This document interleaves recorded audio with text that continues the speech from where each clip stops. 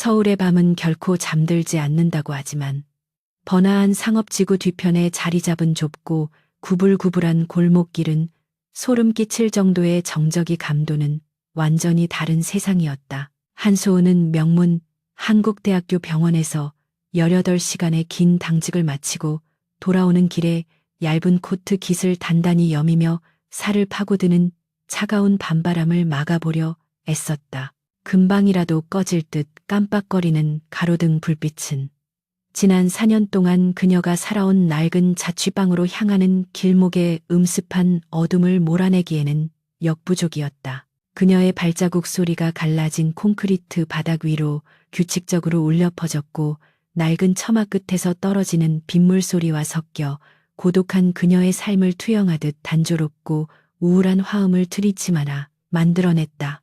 피로에 지친 소은의 눈길이 길가에 쌓인 폐품 더미를 무심코 훑고 지나가려던 찰나. 의대생 특유의 예리한 시각이 곰팡내 나는 젖은 종이박스 사이에 무기력하게 쓰러져 있는 이질적인 형체를 포착하고 멈칫했다. 어떤 남자가 마치 모든 생명력을 잃어버린 듯 다리를 도로 쪽으로 힘없이 뻗은 채 얼룩진 벽돌담에 상체를 기대고 미동도 없이 그곳에 쓰러져 있었다. 소은은 그 자리에 멈춰서서 숨을 죽이고 주변의 동태를 살폈는데 이 복잡하고 험한 동네에서 혼자 살아가며 터득한 생존 본능이 그녀에게 섣불리 관여하지 말라고 경고하고 있었기 때문이었다. 하지만 가을비에 젖은 습한 공기 속으로 섞여 들어오는 피 비린내가 본능적으로 그녀의 직업적 감각을 자극했고 죽음의 기운이 감도는 그 남자를 그냥 지나칠 수 없게 만들었다. 멀리 떨어지지 않은 선술집의 네온사인이 희미하게 비추는 빛 덕분에 그녀는 피를 많이 흘려 창백해진 날카로운 턱선과 빗물에 젖어 탄탄한 몸에 달라붙은 검은색 옷차림을 희미하게나마 확인할 수 있었다.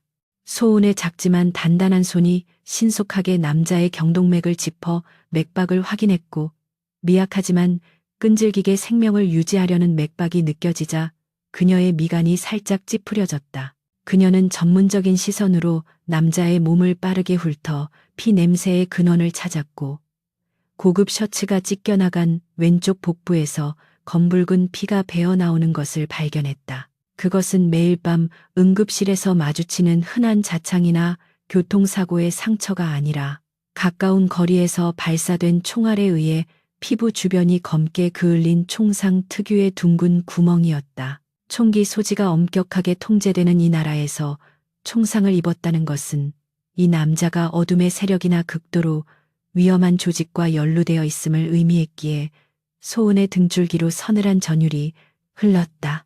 이성을 찾고 즉시 휴대전화를 꺼내 경찰이나 구급차를 불러 이 골치 아픈 상황을 넘기고 따뜻한 자취방으로 돌아가야 한다는 생각이 머릿속을 스쳤다. 하지만 무의식 중에도 코트 주머니 속에 무언가를 꽉 쥐고 있는 남자의 오른손이 그녀의 시선을 사로잡았고 손바닥과 손가락 마디에 박힌 두터운 굳은 살은 그가 단순한 깡패가 아니라 고강도의 군사훈련을 받은 전문가임을 말해주고 있었다. 지금 경찰을 부르면 그를 이렇게 만든 자들이 냄새를 맡고 병원으로 찾아와 그가 입을 열기도 전에 제거해버릴지도 모른다는 직감이 그녀의 뇌리를 스쳤다.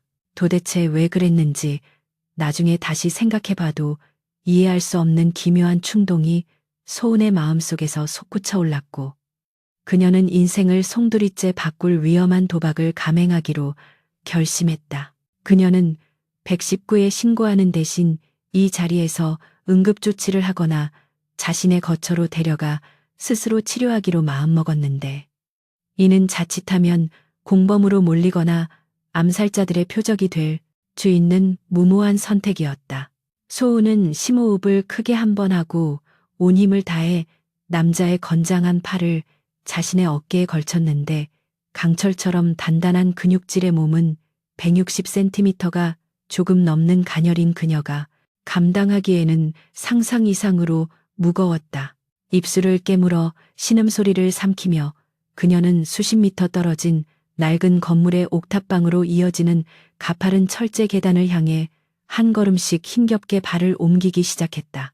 두 사람의 몸무게를 지탱하며 균형을 잡는 동시에 혹시라도 누군가 이 수상한 광경을 목격하지 않을까 경계하며 걷는 걸음걸음은 그야말로 체력과의 처절한 사투였다.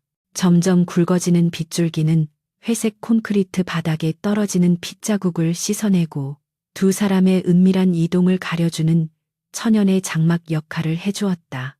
미끄럽고 가파른 계단과 씨름한 지 15분이 지나서야 소우는 가까스로 정체불명의 남자를 육평 남짓한 자신의 좁은 자취방 안으로 끌어들이는데 성공했다. 그녀는 조심스럽게 그를 바닥에 깔린 1인용 매트리스 위에 눕히고는 재빨리 현관문을 걸어 잠그고 창문 커튼을 쳐서 주변 고층 건물에서의 시선을 차단했다. 방 안은 금세 피비린내와 젖은 빗물 냄새로 가득 찼지만 소우는 청결을 신경 쓸 겨를도 없이 책상 스탠드를 켜서 불빛을 환자의 복부에 집중시키고 정확한 손상 정도를 파악하기 시작했다. 소우는 젖은 외투를 벗어던지고 날카로운 의료용 가위를 꺼내 남자의 피 젖은 셔츠를 거침없이 잘라내어 넓은 흉곽과 힘겹게 오르내리는 탄탄한 복근을 드러냈다. 총알은 왼쪽 갈비뼈 아래쪽을 관통했는데 다행히 비장이나 신장을 비껴난 듯했지만 탄두가 여전히 몸속 깊이 박혀 있어 즉시 제거하지 않으면 심각한 뇌출혈을 일으킬 수 있는 상황이었다. 그녀는 개인 구급 상자를 뒤져 집에서 돼지 껍데기로 봉합 연습을 하기 위해 몰래 사두었던 소수술 도구 세트를 꺼냈다. 병원처럼 완벽한 무균 설비나 최첨단 바이탈 모니터는 없었지만 고농도 소독용 알코올과 멸균 거즈, 그리고 무엇보다 외과 교수들도 탐내는 그녀의 신의 손이 있었다. 그녀는 자신의 손과 남자의 상처 부위에 소독용 알코올을 들이부었고 남자는 의식이 없는 상태에서도 반사적으로 몸을 크게 움찔거렸다. 마취제 없이 총알 제거 수술을 감행하는 것은 환자에게 끔찍한 고통을 주고 쇼크사를 유발할 수 있는 잔인하고 위험한 도박이었지만 지금 이 절박한 상황에서는 다른 선택지가 없었다. 그녀는 낡은 수건을 찢어 남자의 입에 단단히 재갈을 물려 수술 도중 깨어나 혀를 깨무는 불상사를 방지했다. 메스를 집어든 그녀의 눈빛은 차갑게 가라앉았고 날카로운 칼날이 낯선 남자의 뜨거운 살갗에 닿기 직전 쿵쿵거리는 심장 박동을 진정시키기 위해 깊은 숨을 들이마셨다. 날카로운 메스 끝이 총상 주변의 피부를 단호하게 가르자 선홍색 피가 솟구쳐 시야를 방해했지만 소우는 타고난 외과 의사로서의 놀라운 침착함을 잃지 않았다. 지혈겸자로 손상된 혈관을 잡아 출혈을 막고 근육층을 조심스럽게 박리하며 깊숙이 박힌 탄두의 정확한 위치를 찾아 헤맸다. 이마에 맺힌 땀방울이 콧날을 타고 흘러내렸지만 감염의 위험 때문에 감히 닦아낼 생각조차 하지 못하고 열린 상처에만 온 신경을 집중했다. 그녀의 손 아래 놓인 남자는 재갈 물린 입으로 억눌린 신음소리를 흘려보냈고 온몸의 근육이 끊어질 듯 팽팽하게 긴장되었다. 소우는 그가 듣지 못할 거라는 걸 알면서도 끊임없이 위로의 말을 속삭이며 기계처럼 정확하게 손을 움직였다. 마침내 겸자 끝에 딱딱한 금속 물체가 닿는 느낌과 함께 짤막한 금속성 마찰음이 들리자 소우는 남몰래 안도의 한숨을 내쉬었다. 그녀는 손목을 부드럽게 회전시켜 남자의 10번째와 11번째 갈비뼈 사이에 끼어 있던 찌그러진 구리 탄두를 집어내어 옆에 있던 스테인리스 트레이 위에 떨어뜨렸다. 쨍그랑하는 날카로운 소리가 정적을 깼고 그녀는 파편이 남아있지 않은지 신속하게 확인한 뒤 한치의 오차도 없는 솜씨로 근육과 피부를 봉합해 나갔다. 대학병원의 까다로운 교수들조차 혀를 내두를 정도로 정교한 그녀의 봉합 기술이 오늘 이 열악한 환경 속에서 한 사람의 목숨을 구하고 있었다. 마지막 매듭을 짓고 거즈와 압박 붕대로 상처를 단단히 고정한 뒤에야 소우는 지난 1시간 동안 바위처럼 굳어있던 긴장을 풀 수 있었다. 그녀는 차가운 바닥에 주저앉아 침대 모서리에 등을 기댄 채 거친 숨을 몰아쉬며 지혈이 되어 안색이 돌아오기 시작한 남자의 얼굴을 바라보았다. 수술이라는 무거운 짐을 내려놓고 나니 비로소 죽음의 문턱에서 끌어올린 이 남자의 모습이 눈에 들어왔는데 오뚝한 콧날과 날렵한 턱선은 잠든 와중에도 강인한 위엄을 뿜어내고 있었다. 가슴과 팔에 희미하게 남은 수많은 흉터들은 평범한 의대생인 그녀로서는 상상조차 할 수 없는 치열한 사선을 넘나든 그의 과거를 증명하고 있었다. 소우는 락스로 바닥에 핏자국을 닦아내고 피 묻은 거즈들을 여러 겹의 비닐봉지에 밀봉하여 나중에 버릴 수 있도록 현장을 정리했다. 피로 얼룩진 옷을 갈아입고 믹스커피를 진하게 타마시며 정신을 차리려 애썼는데 위험한 낯선 남자가 방 안에 있는 이상 오늘 밤은 한숨도 잘 수 없다는 것을 알았기 때문이었다. 창밖에는 여전히 빗줄기가 추적추적 내리며 이 작은 옥탑방에서 일어난 엄청난 비밀을 감추려 하고 있었지만 소은의 마음속에는 불안과 호기심이 뒤섞인 거대한 파도가 일렁이고 있었다. 이 남자가 누구인지 왜 총에 맞았는지는 알 수 없었지만 그를 구한 순간부터 자신의 평범하고 지루했던 일상이 송두리째 뒤집힐 것이라는 예감이 강하게 들었다. 벽에 걸린 시계가 새벽 3시를 가리킬 무렵 매트리스 위의 남자가 미세하게 움직이기 시작했고 수술 부위의 통증 때문인지 짙은 눈썹이 꿈틀거렸다. 소은은 커터칼을 호신용 무기처럼 손에 꽉 쥐고 방구석 나무 의자에 앉아 그의 작은 움직임 하나하나를 예의 주시했다. 그녀는 결코 호락호락한 여자가 아니었고 어린 시절 부모를 잃고 혼자 힘으로 살아오며 단련된 강철 같은 정신력으로 무장하고 있었다. 만약 그가 깨어나 해를 가하려 한다면 주저없이 해부학적 지식을 이용해 급소를 공격할 각오가 되어 있었다. 갑자기 남자의 눈이 번쩍 뜨였는데 그것은 깊은 어둠을 품은 칠흑 같은 눈동자였고 칼날처럼 서늘한 살기를 띠고 낯선 천장을 경계심 가득한 눈빛으로 노려보았다. 그는 아무런 소리도 내지 않고 즉각적으로 상체를 일으켜 방어 태세를 취하려 했지만 복부에 찢어지는 듯한 고통이 그를 다시 매트리스 위로 무력하게 주저앉혔다. 소우는 자세를 흐트러뜨리지 않은 채 차갑고 침착한 목소리로 불청객에게 자신의 존재를 알렸다. 방금 몸에서 총알을 꺼냈어요. 상처가 터지는 꼴을 보고 싶지 않으면 가만히 누워있는 게 좋을 거예요. 남자는 고개를 돌려 의심과 위험이 서린 눈빛으로 그녀를 쏘아보았지만 자신을 살려낸 사람이 고작 가녀린 여대생이라는 사실의 깊은 눈동자 속에서 일말의 당혹감이 스쳐 지나갔다. 강태주는 흐릿한 시야 속에서 서서히 뚜렷해지는 낯선 천장의 물 얼룩을 응시하며 마치 깊은 물 속에서 수면 위로 떠오르는 듯한 감각과 함께 현실 세계로 귀환했다. 깨어남과 동시에 전신을 강타하는 날카로운 통증은 그의 신경을 곤두세우게 만들었고 특히 왼쪽 옆구리에서 느껴지는 타는 듯한 자결감은 그가 아직 살아있음을 증명하는 잔인한 신호였다.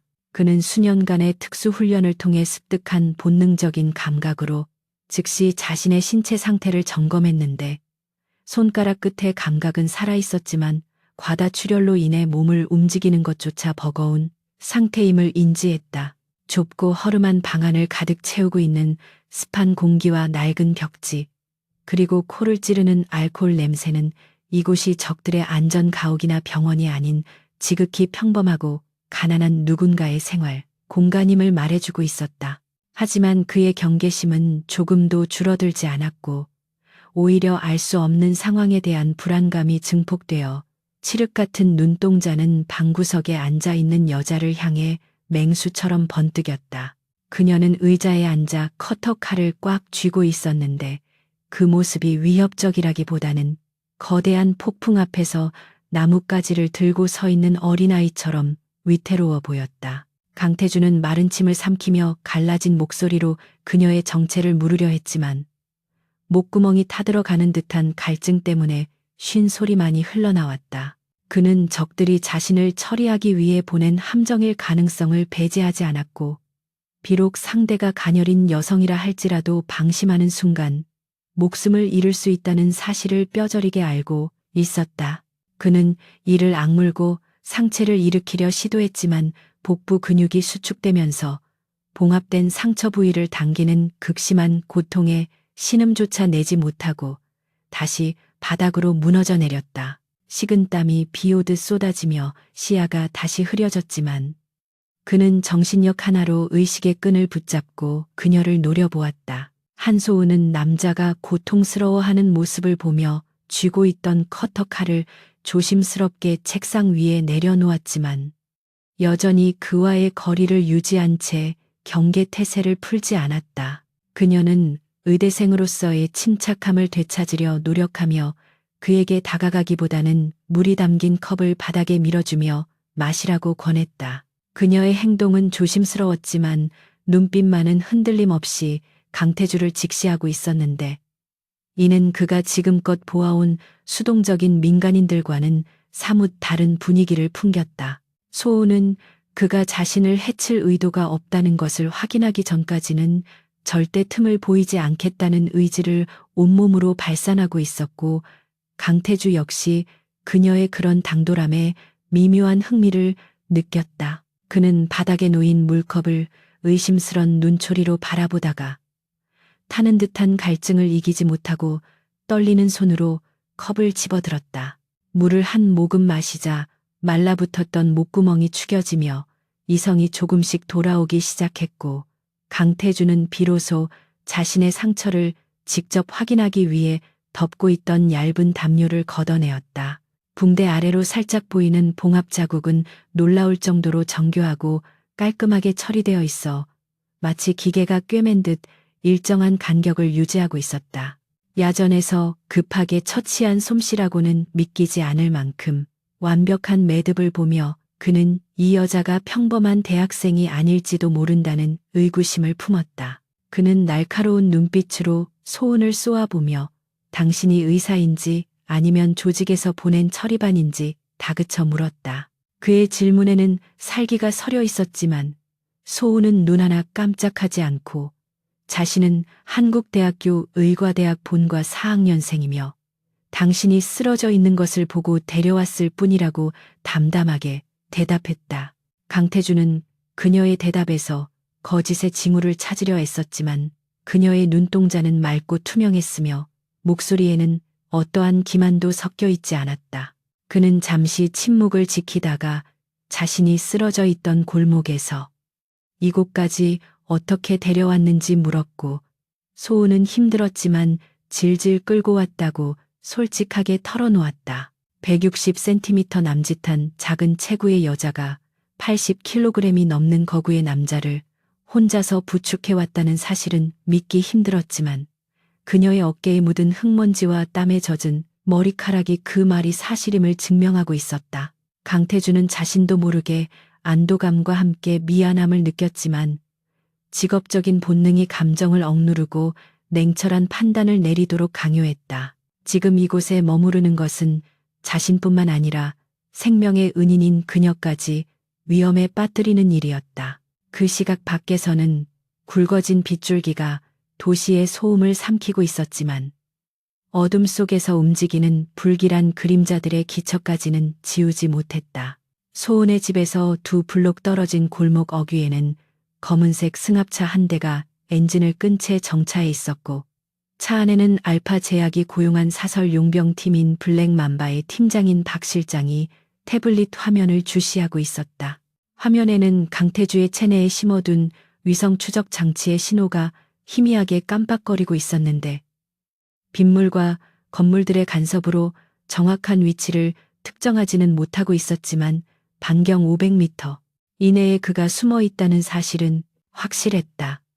박 실장은 무전기를 통해 대원들에게 구역을 나누어 샅샅이 뒤지라는 명령을 내렸고 칠흑 같은 어둠 속으로 검은 옷을 입은 사내들이 소리 없이 스며들었다. 강태주는 본능적으로 위험이 다가오고 있음을 감지하고 자리에서 일어나려 했지만 과도한 출혈로 인한 빈혈 증세가 그를 덮쳤다. 세상이 빙글빙글 도는 어지러움 속에서 그는 벽을 짚고 간신히 몸을 지탱하며 소은에게 자신의 옷과 소지품을 어디에 두었냐고 물었다. 소은은 그의 무모한 행동에 화가 난 듯 단호한 목소리로 지금 나가면 상처가 터져서 죽을 수도 있다며 그를 만류했다. 하지만 강태주는 고집스럽게 고개를 저으며 자신이 이곳에 있으면 당신까지 죽게 될 것이라고 경고했고 그 말 속에 담긴 무게감은 소은을 얼어붙게 만들었다. 그는 자신이 쫓기는 몸이며 그들은 목격자를 살려두지 않는 잔인한 놈들이라는 사실을 짧게 설명하며 빨리 자신을 내보내라고 소리쳤다. 소은은 잠시 망설였지만 곧 결연한 표정으로 책상 서랍에서 그의 총과 지갑 그리고 피 묻은 겉옷을 꺼내 그에게 건네주었다. 그녀는 그가 떠나는 것을 막을 힘이 없다는 것을 알았지만 동시에 의사로서 환자를 사지로 내모는 행위에 대한 죄책감에 시달려야 했다. 강태주는 떨리는 손으로 총을 받아들고 탄창을 확인한 뒤 안전장치를 풀며 비틀거리는 걸음으로 현관문을 향해 걸어갔다. 그러나 문고리를 잡으려는 순간 극심한 오한과 함께 다리에 힘이 풀리며 그는 그대로 바닥으로 고꾸라지고 말았다. 수술 후유증과 체력 고갈이 한계점에 다다른 그의 몸은 더 이상의 움직임을 거부하고 강제로 휴식을 요구하고 있었던 것이다. 소은은 놀라 비명을 지를 뻔했지만 입을 틀어막고 재빨리 그에게 달려가 맥박을 확인하고 이마에 손을 얹어 체온을 체크했다. 불덩이 같은 고열이 그의 온몸을 휘감고 있었고 상처 부위에 염증 반응이 시작되고 있음을 직감했다. 그녀는 그를 다시 매트리스로 옮기기 위해 안간힘을 썼지만 의식을 잃은 남자의 무게는 깨어있을 때보다 훨씬 더 무겁게 느껴졌다. 그녀는 이를 악물고 그를 질질 끌어 겨우 자리에 눕히고 젖은 수건을 가져와 그의 이마와 목을 닦아주며 체온을 낮추기 위해 분주하게 움직였다. 지금 그를 밖으로 내보내는 것은 살인이나 다름없었기에 소은은 선택의 여지 없이 그와 함께 이 위험한 밤을 보내기로 결심했다. 시간이 흐를수록 빗줄기는 더욱 거세게 창문을 때렸고 마치 누군가 문을 두드리는 듯한 착각을 불러일으켜 소은의 공포심을 자극했다. 그녀는 모든 전등을 끄고 커튼 틈새로 밖을 내다보며 수상한 움직임이 있는지 살폈는데 골목길 저편에서 손전등 불빛이 이리저리 움직이는 것이 보였다. 심장이 쿵쾅거리며 터질 듯 요동쳤지만 그녀는 침착하게 상황을 분석하려 애썼다. 그들이 아직 이 건물을 특정하지 못한 것은 확실했지만 시간이 지날수록 포위망은 좁혀올 것이고 발각되는 것은 시간 문제였다. 그녀는 강태주가 깨어나면 당장이라도 도망칠 수 있도록 비상 배낭에 약간의 현금과 비상약 그리고 물을 챙겨 넣으며 최악의 상황을 대비했다. 고열에 시달리는 강태주는 악몽 속을 헤매며 헛소리를 중얼거렸는데 그 내용은 주로 작전 실패에 대한 자책과 동료의 죽음에 대한 괴로움이었다. 소은은 그의 고통스러운 독백을 들으며 이 남자가 짊어지고 있는 삶의 무게가 얼마나 무겁고 가혹한 것인지 어렴풋이 짐작할 수 있었다. 차가운 겉모습 뒤에 감춰진 인간적인 고뇌와 상처받은 영혼을 목격한 그녀는 그에 대해 막연한 두려움 대신 연민과 함께 묘한 유대감을 느끼기 시작했다.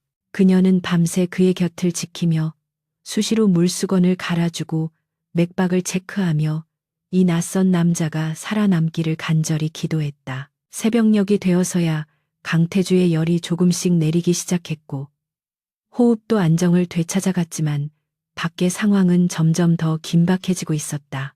블랙맘바의 대원들이 건물 입구까지 접근하여 우편함과 계단을 수색하는 소리가 빗소리 사이로 희미하게 들려왔다. 소은은 숨을 죽이고 문 쪽을 응시하며 손에 쥐고 있던 메스를 더욱 꽉 움켜쥐었는데 만약 그들이 문을 부수고 들어온다면 싸울 수밖에 없다는 비장한 각오를 다졌다. 그때 강태주가 다시 눈을 떴고 이번에는 흐릿한 눈동자가 아닌 맑고 또렷한 눈빛으로 소은을 바라보며 조용히 입을 열었다. 내 총 어디 있어? 그의 목소리는 여전히 잠겨 있었지만 그 안에는 전사의 투지가 살아 숨쉬고 있었다. 소은은 말없이 그의 머리맡에 놓아둔 권총을 눈짓으로 가리켰고 강태주는 힘겹게 몸을 일으켜 총을 손에 쥐고 문을 향해 총구를 겨누었다. 두 사람은 어둠 속에서 서로의 눈을 마주보며 말하지 않아도 통하는 무언의 약속을 나누었다. 그것은 생면부지의 타인이었던 두 사람이 생사를 함께하는 운명 공동체가 되었음을 확인하는 순간이었고, 동시에 다가올 폭풍에 맞서 함께 싸우겠다는 결의의 표현이기도 했다. 강태주는 소은에게 몸을 낮추라고 신호를 보냈고, 자신은 통증을 참아내며 문 옆의 사각지대로 이동해 침입자를 맞이할 준비를 마쳤다. 복도에서 발자국 소리가 점점 가까워지더니 마침내 그들의 현관문 앞에서 멈췄고 문고리가 천천히 돌아가는 소리가 정막을 깨고 날카롭게 울려 퍼졌다. 소은의 심장은 터질 듯이 뛰었지만 그녀는 비명을 지르는 대신 입술을 깨물며 강태주의 등 뒤로 숨어 그의 움직임을 주시했다. 문이 삐걱거리며 열리는 찰나의 순간 강태주의 눈빛이 매섭게 빛났고 소은은 자신이 평범한 의대생의 삶으로 다시는 돌아갈 수 없게 되었음을 직감했다. 폭풍 전야의 고요함은 끝났고 이제 그들 앞에는 피할 수 없는 생존을 위한 처절한 사투만이 기다리고 있었다. 잠금장치가 부서지는 날카로운 금속음과 함께 낡은 현관문이 거칠게 열렸고 그 틈새로 검은 그림자가 들이닥치는 순간 강태주의 손에 들린 권총이 불을 뿜었다. 소음기를 장착하지 않은 총성이 좁은 방 안을 쩌렁쩌렁하게 울렸고 문을 박차고 들어오려던 선두의 사내는 짧은 비명과 함께 뒤로 낮아빠지며 뒤따라오던 동료들을 덮쳤다. 좁은 현관 입구는 순식간에 아수라장이 되었고 뒤이어 진입하려던 용병들은 예상치 못한 저항에 당황하여 즉시 벽 뒤로 몸을 숨기며 엄폐를 시도했다. 강태주는 고통으로 일그러진 얼굴을 하고서도 흐트러짐 없는 사격 자세를 유지하며 문 쪽을 향해 견제 사격을 가해 적들의 진입을 지연시켰다. 하지만 그는 자신이 가진 탄창이 하나뿐이며 탄환이 얼마 남지 않았다는 사실을 뼈저리게 알고 있었기에 이 대치 상황이 오래갈 수 없음을 직감했다. 한소우는 귀를 찢는 듯한 총소리와 눈앞에서 벌어지는 사륙의 현장에 온몸이 사시나무 떨듯 떨렸지만 공포에 질려 주저앉아 있을 시간조차 없다는 것을 깨달았다. 그녀의 시선이 책상 위에 놓인 수술용 고농도의 타놀병과 라이터에 머물렀고 의대생으로서의 지식이 아닌 생존을 위한 본능이 그녀의 뇌리를 스치고 지나갔다. 그녀는 떨리는 손으로 에탄올병을 집어들고 강태주의 어깨 너머로 현관문을 향해 힘껏 던졌는데 유리병은 문틀에 부딪혀 산산조각이 나며 인화성 액체를 사방으로 흩뿌렸다. 강태주는 그녀의 의도를 즉각적으로 파악하고 바닥에 떨어진 라이터를 향해 총을 쏘는 대신 마지막 남은 힘을 짜내어 벽에 걸린 낡은 달력에 불을 붙여 현관 쪽으로 던졌다. 화르륵 하는 소리와 함께 푸른색 화염이 순식간에 현관 입구를 집어삼켰고 좁은 복도는 불바다가 되어 용병들의 진입을 완벽하게 차단하는 불의 장벽이 만들어졌다. 매캐한 연기와 뜨거운 열기가 방 안을 가득 채우자 강태주는 비틀거리는 몸을 이끌고 소은의 손목을 낚아채며 반대편에 있는 작은 창문으로 그녀를 이끌었다. 이곳은 옥탑방이었기에 창문을 넘으면 바로 옆 건물의 옥상으로 이어지는 좁은 난간이 있었고 그것만이 유일한 탈출구였다. 소은은 불타오르는 자신의 보금자리를 뒤로 한 채 빗물이 들이치는 창문 밖으로 몸을 내던졌고 차가운 밤 공기가 뜨거운 열기를 식혀주었지만 동시에 뼛속까지 시린 한기를 몰고 왔다. 폭우가 쏟아지는 밤하늘 아래 서울의 옥상들은 미끄럽고 위험한 장애물, 경기장처럼 펼쳐져 있었고 두 사람은 목숨을 건 도주를 시작했다. 강태주는 복부에 상처가 터져 피가 배어 나오는 것을 느꼈지만 이를 악물고 참아내며 소은보다 앞서서 길을 개척하고 위험 요소를 확인했다. 옆 건물 옥상으로 건너뛰어야 하는 1m 남짓한 간격은 평소라면 아무것도 아니었겠지만 부상당한 그에게는 천길 낭떠러지처럼 아득하게 느껴졌다. 그는 숨을 몰아쉬며 도움닫기를 하여 건너편 난간을 잡았지만 빗물에 젖은 손이 미끄러지며 허공으로 추락할 뻔한 아찔한 상황이 연출되었다. 다행히 소은이 재빨리 그의 팔을 잡아당겨 끌어올렸고 두 사람은 젖은 시멘트 바닥에 엉켜거친 숨을 몰아쉬었다. 건물 아래 골목길에서는 불길을 피해 밖으로 나온 블랙맘바 대원들이 옥상 위를 달리는 두 사람의 실루엣을 발견하고 고함을 지르며 추격을 재개했다. 무전기를 통해 들려오는 박 실장의 차가운 명령은 그들을 생포할 필요 없이 사살해도 좋다는 허가를 내리고 있었기에 상황은 더욱 절박하게 돌아갔다. 총탄이 빗발치며 옥상 난간의 콘크리트 조각을 튀겼고 소은은 태어나서 처음 겪어보는 총격전의 공포에 비명을 지르며 머리를 감싸 쥐고 엎드렸다. 강태주는 본능적으로 그녀의 위를 덮어 자신의 몸으로 총탄을 막아내며 그녀를 건물 환풍기 뒤쪽의 사각지대로 밀어넣었다. 그의 등 뒤로 스쳐 지나가는 총알의 파열음은 그가 얼마나 위험한 상황에 처해 있는지를 다시 한번 상기시켜 주었다. 강태주는 소은의 얼굴을 감싸쥐고 똑바로 눈을 맞추며 지금부터 자신의 지시에 따르지 않으면 둘 다 죽는다고 단호하게 말했다. 그의 눈빛은 고통과 열기로 흐릿했지만 그 안에 담긴 생존에 대한 의지는 그 어느 때보다 강렬하게 타오르고 있었다. 소은은 눈물 젖은 얼굴로 고개를 끄덕였고 두 사람은 다시금 빗속을 뚫고 옥상과 옥상을 넘나드는 위태로운 질주를 이어갔다. 낡은 슬레이트 지붕이 밟을 때마다 위태롭게 삐걱거렸고 전선들이 얽혀있는 난간을 넘을 때마다 감전의 위험이 도사리고 있었지만 멈출 수는 없었다. 그들의 뒤를 쫓는 발자국 소리는 점점 더 가까워지고 있었고 사냥개처럼 끈질긴 추적자들은 포위망을 좁혀오며 숨통을 조여왔다. 어느 5층 건물의 옥상에 다다랐을 때 맞은편 비상구에서 불쑥 튀어나온 거구의 용병이 길을 막아섰고 그는 손에 날카로운 단검을 쥐고 섬뜩한 미소를 짓고 있었다. 강태주는 탄알이 바닥난 권총을 던져버리고 맨손으로 그와 맞서야 했는데 부상으로 인해 제대로 된 힘을 쓸 수 없는 절대적인 열세의 상황이었다. 용병은 강태주의 복부 상처를 노리고 집요하게 공격해 들어왔고 강태주는 공격을 막아내기에 급급해 뒷걸음질 치다 난간 끝으로 몰리게 되었다. 빗물과 피가 뒤섞인 바닥에서 벌어지는 처절한 육탄전은 보는 사람의 숨을 텄게 만들 정도로 잔혹하고 치열했다.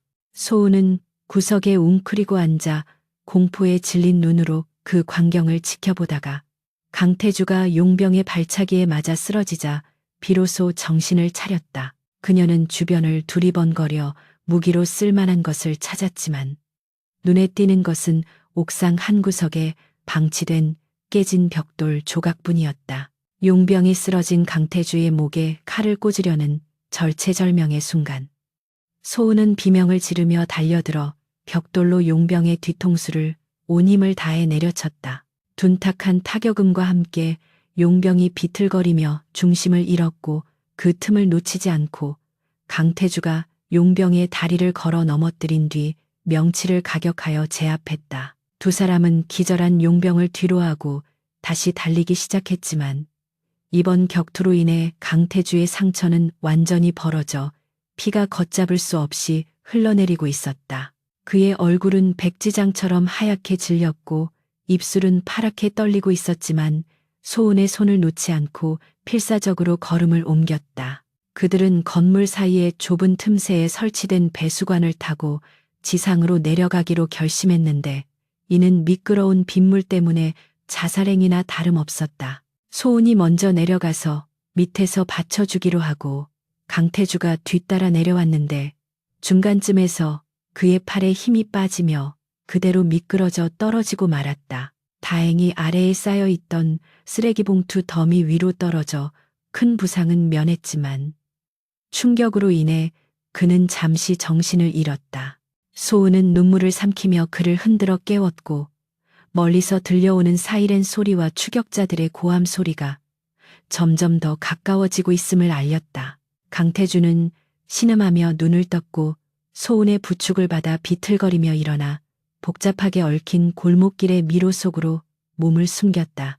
이 지역은 재개발을 앞두고 있어 빈집들이 많았고 미로처럼 얽힌 좁은 길들은 지리를 모르는 외부인들에게는 빠져나오기 힘든 개미지옥과도 같았다.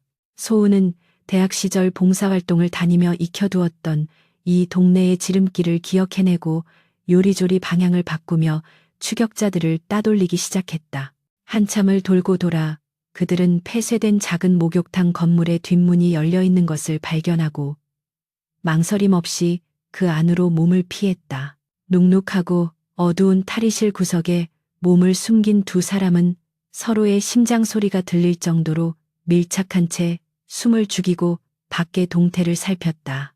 밖에서는 용병들이 욕설을 퍼부으며 지나가는 소리와 발자국 소리가 들려왔지만 다행히 그들은 이 버려진 건물까지는 수색하지 않고 지나쳐갔다. 긴장이 풀리자 소우는 다리에 힘이 풀려 주저앉았고 강태준은 벽에 기대어 가쁜 숨을 몰아쉬며 피 묻은 손으로 소운의 머리를 쓰다듬어 주었다. 어둠 속에서 강태준은 쉰 목소리로 자신을 버리고 도망갔어야 했다고 소운을 나무랐지만 그의 눈빛에는 고마움과 미안함이 가득 차 있었다. 소운은 고개를 저으며 의사는 환자를 절대 포기하지 않는다고 단호하게 말했고 젖은 옷을 찢어 그의 상처를 다시 압박하며 응급처치를 시도했다. 그녀의 손길은 떨리고 있었지만 헌신적이었고 강태준은 그런 그녀를 바라보며 난생 처음으로 누군가에게 기대고 싶다는 나약한 감정을 느꼈다. 두 사람은 극한의 공포와 위기를 함께 넘기면서 단순한 구조자와 생존자의 관계를 넘어선 끈끈한 유대감을 형성하게 되었다. 빗줄기는 여전히 거세게 쏟아지고 있었지만 낡은 목욕탕 안은 기이할 정도로 고요했고 오직 두 사람의 거친 숨소리만이 공명하고 있었다. 강태준은 소은에게 자신의 소속과 지금 벌어지고 있는 일의 전모를 털어놓아야 할 때가 왔음을 직감했다.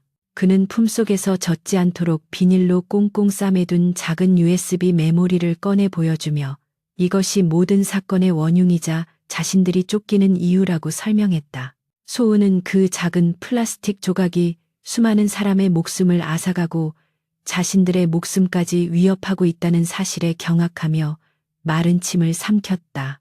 그는 알파 제약이 노숙자들을 납치하여 불법 임상 실험을 자행하고 있으며 이 USB에는 그 증거 자료와 피해자들의 명단이 들어있다고 털어놓았다. 자신은 국정원 요원으로서 이 사건을 조사하던 중 내부의 배신자에 의해 함정에 빠졌고 동료들을 모두 잃고 홀로 탈출하여 여기까지 오게 되었다고 덧붙였다. 소은은 영화에서나 보던 일들이 현실에서 벌어지고 있다는 사실에 충격을 받았지만 동시에 눈앞에 있는 이 남자가 정의를 위해 싸우다 상처 입은 영웅이라는 사실에 가슴이 뭉클해졌다. 그녀는 이제 더 이상 우연히 사건에 휘말린 피해자가 아니라 진실을 밝히기 위한 싸움에 동참한 파트너가 되었음을 받아들였다. 새벽의 푸르스름한 빛이 목욕탕에 깨진 창문을 통해 스며들기 시작했을 때 강태준은 힘겹게 몸을 일으키며 이제 여기를 떠나 안전한 곳으로 이동해야 한다고 말했다. 그의 상처는 심각했지만 밤새 소운의 간호 덕분에 최악의 고비는 넘긴 상태였고 의지력으로 육체의 한계를 버티고 있었다. 소운은 그의 부축을 받아 일어서며 밖으로 나갈 준비를 했고 두 사람의 맞잡은 손은 차가웠지만 서로의 체온을 나누며 뜨겁게 연결되어 있었다. 폭우가 그치고 안개가 자욱하게 낀 새벽거리는 몽환적이면서도 위태로워 보였지만 그들은 더 이상 혼자가 아니었기에 두려움을 떨쳐내고 발걸음을 옮길 수 있었다. 골목을 빠져나와 큰 길로 들어선 그들은 버려진 공중전화 부스를 발견했고 강태준은 비상 연락망을 통해 지원을 요청하려 시도했다. 하지만 수화기를 드는 순간 먹통임을 알리는 신호음만이 들려왔고 그들은 통신망조차 적들에 의해 감시당하거나 차단되었을 가능성을 염두에 두어야 했다. 이제 믿을 것은 서로뿐이라는 사실을 다시 한번 확인한 그들은 인파 속에 섞여 몸을 숨기기 위해 아침 시장이 열리는 방향으로 이동하기 시작했다. 젖은 옷과 피냄새를 풍기는 그들의 모습은 사람들의 이목을 끌기에 충분했기에 소은은 근처 헌옷 수거함에서 낡은 점퍼와 모자를 꺼내 강태주에게 입혀주며 위장을 도왔다. 시장통의 시끌벅적한 소음과 활기찬 에너지는 그들에게 잠시나마 안도감을 주었지만 곳곳에 깔린 감시 카메라와 경찰들의 모습은 여전히 위협적이었다. 강태주는 경찰 내부에도 적의 세력이 뻗어 있을 수 있다며 절대 경찰에게 도움을 요청해서는 안 된다고 경고했다. 그들은 떡볶이 포장마차 뒤편의 구석진 자리에 앉아 잠시 휴식을 취하며 허기를 달래기로 했고 김이 모락모락 나는 어묵 국물을 마시며 얼어붙은 몸을 녹였다. 소은은 묵묵히 국물을 마시는 강태주의 옆얼굴을 바라보며 이 남자를 끝까지 지켜주겠다고 다짐했고 강태주 역시 그녀를 보며 반드시 살아서 이 악몽을 끝내리라 맹세했다. 시장통의 북적거림을 뒤로하고 두 사람은 도시의 외곽으로 향하는 낡은 시외버스에 몸을 실었다. 강태주는 창가 자리에 앉아 모자를 깊게 눌러쓰고 불안한 눈빛으로 창밖을 주시했고 한소은은 그의 옆에 앉아 혹시라도 그의 상처가 덧나지 않을까 노심초사하며 주기적으로 그의 상태를 살폈다. 버스는 덜컹거리며 도심을 벗어나 한적한 국도로 접어들었고 차창밖 풍경은 화려한 빌딩 숲에서 점차 황량한 공장 지대와 개발이 멈춘 폐허들로 바뀌어갔다. 강태주가 안내한 곳은 인적이 드문 재개발 예정 지구 구석에 자리 잡은 낡은 자동차 정비소였는데 겉보기에는 이미 폐업한 지 오래되어 보였지만 그가 셔터문의 잠금 장치를 능숙하게 해제하자 그 안에는 먼지 쌓인 공구들 사이로 은밀하게 숨겨진 공간이 드러났다. 이곳은 강태주가 오랫동안 만약의 사태를 대비해 마련해둔 안전 가옥 중 하나로 외부와 단절된 채 잠시나마 숨을 고를 수 있는 유일한 안식처였다. 정비소 안으로 들어선 두 사람은 무거운 철제 셔터를 내리고 나서야 비로소 긴장을 풀고 바닥에 주저앉을 수 있었다. 내부는 곰팡이 냄새와 기름 냄새가 뒤섞여 있었지만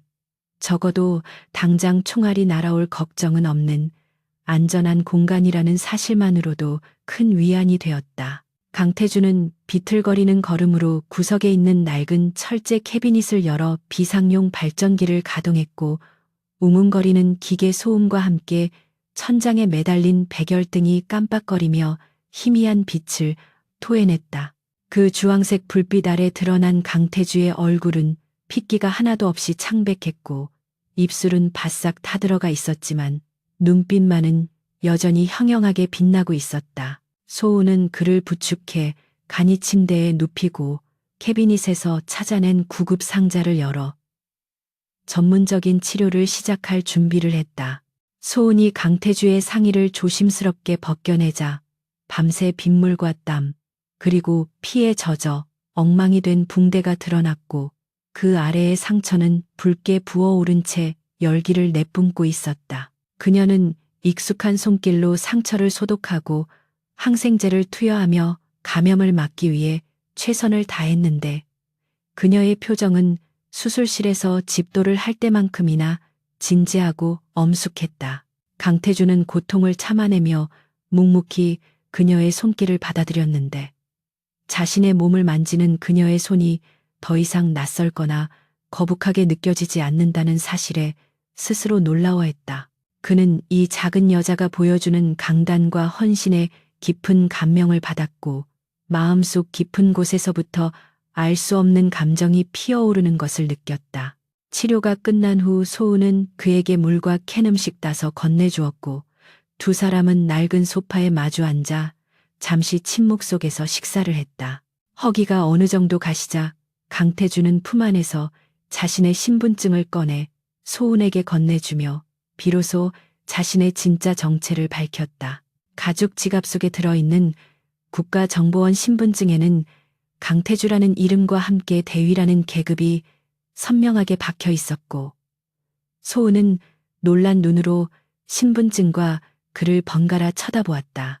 눈앞에 있는 이 남자가 단순한 조폭이나 범죄자가 아니라 국가의 안보를 책임지는 정보요원이라는 사실은 그녀에게 큰 충격이자 동시에 안도감을 주었다. 강태주는 자신이 국정원 내에서도 극비 임무를 수행하는 특수공작팀 소속이며 이번 사건은 단순한 범죄가 아니라 대한민국 상류층의 추악한 욕망이 얽힌 거대한 음모라고 설명하기 시작했다.